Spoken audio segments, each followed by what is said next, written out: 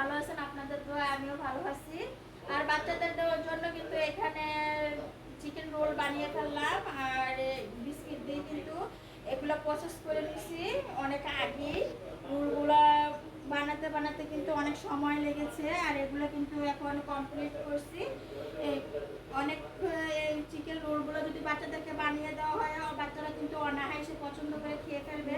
আর রোলগুলো কিন্তু খুব সুন্দর হয়েছে, আসলে রোলগুলো দেখতে খুবই চমৎকার হয়েছে। আপনারা কিন্তু বাচ্চাদেরকে টিফিনে বা সকালে নাস্তায় এরকম চিকেন রোল বানিয়ে দিতে পারেন। আসলে কিন্তু মজাদার, অনেক ভালো সুস্বাদু চিকেন রোল। আর চিকেন রোলটা কিভাবে বানালাম, এর ভিতরে কি কি দিলাম, এই উপকরণটা কিন্তু আমি দুঃখিত, আপনাদের সামনে আমি এটা রান্না করে দেখাতে পারি নাই। অবশ্যই নেক্সট যে সময় আবার বানাবো ওই সময় আপনাদের সাথে রান্নাটা শেয়ার করব।